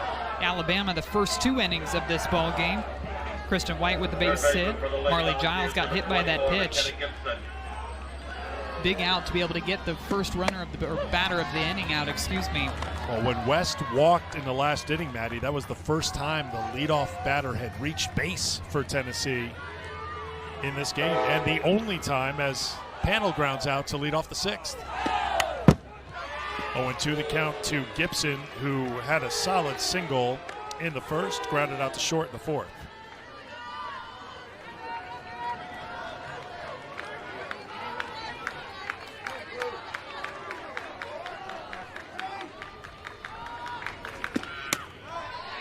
Tennessee would love to get some insurance because Alabama in the 7th will have the top of the order. Kristen White, Larissa Pruitt, Kenley Cahalan due up.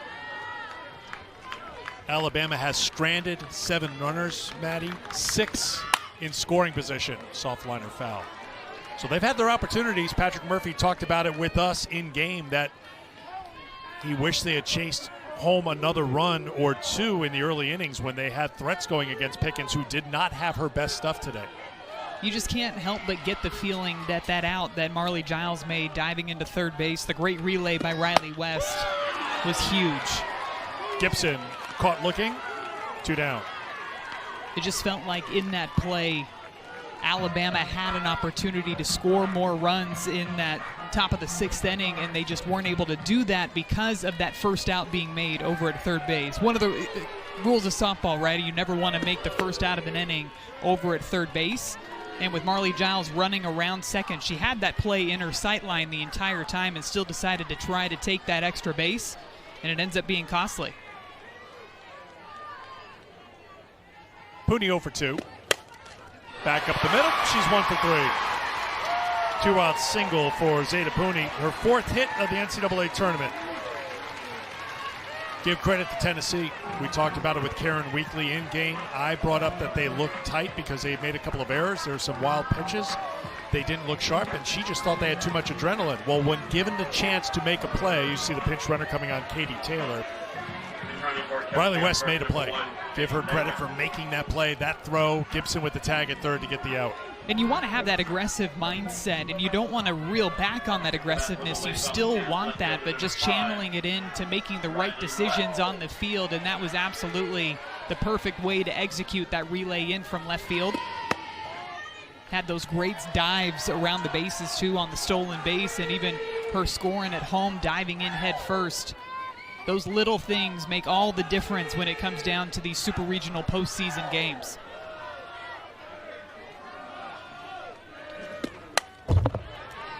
Fouled off by Riley West. Well, think about West's last inning. She led off with a walk, stole second, which is an aggressive play when you're down 2-0 and you haven't had any base runners. Especially with video review, where you can go to video review and literally look at whether or not her toe left the base a centimeter early. That's foul.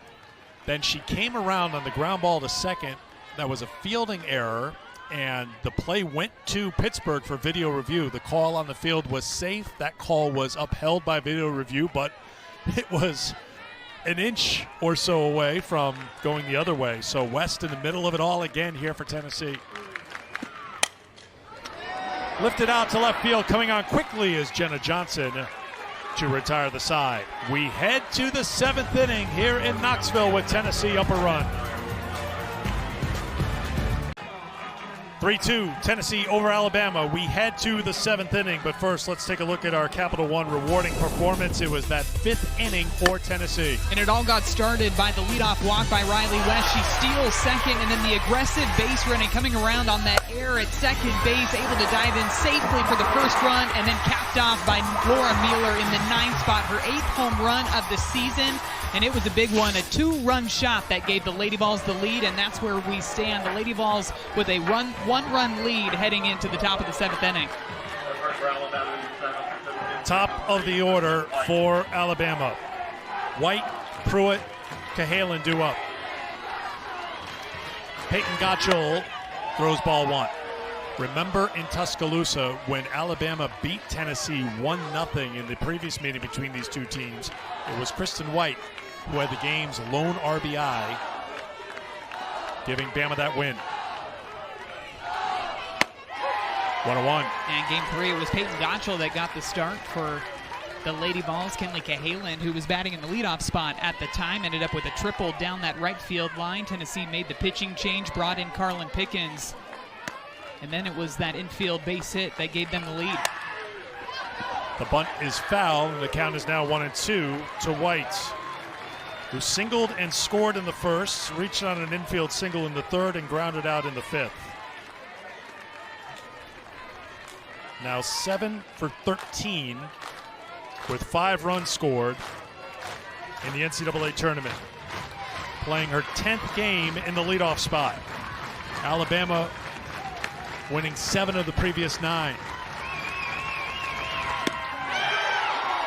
Close, 2-2. It's a good take by Kristen White and a nice location too. 1-2 count. Fans don't like it. I think it was the right call, much to the chagrin of that specific fan. 2-2.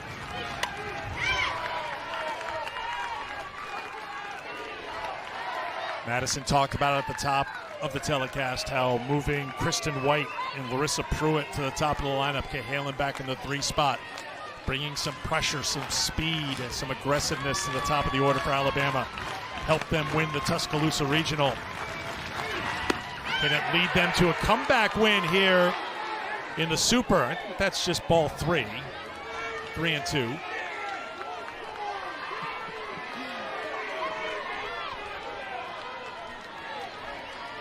Kristen coming back, getting the bat, resetting, and ready to go.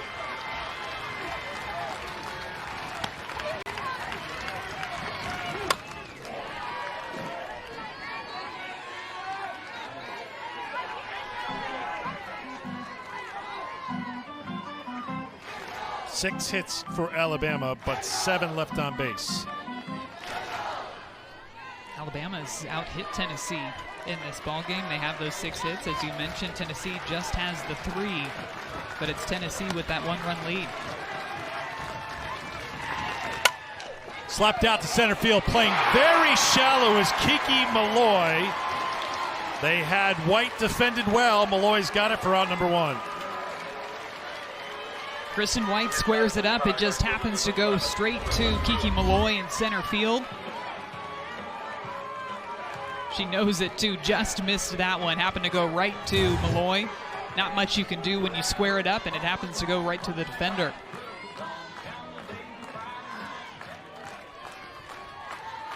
Larissa Pruitt 0 for 3. Reached on an error in the third. One of 2 errors for Tennessee. Gottschall starts with strike 1.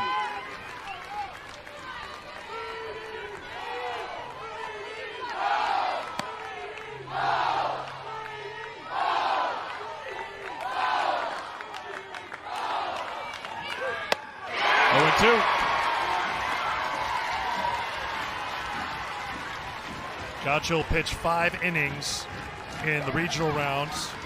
Game against Virginia, gave up 3 hits, didn't give up a run, struck out 5 in those 5 innings.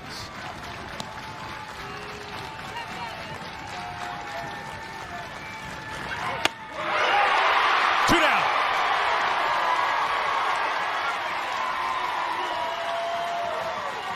Peyton Gottschall is at her best when the pressure is at its highest. She goes with this backdoor curveball here. Great frame by Sophia Nugent back behind the dish. Gets Larissa Pruitt looking for out number 2 in the top of the 7th.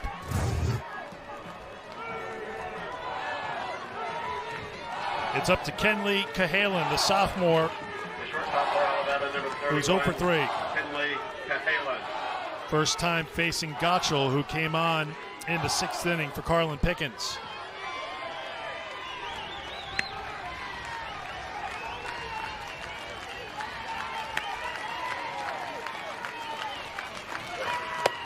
Ball one.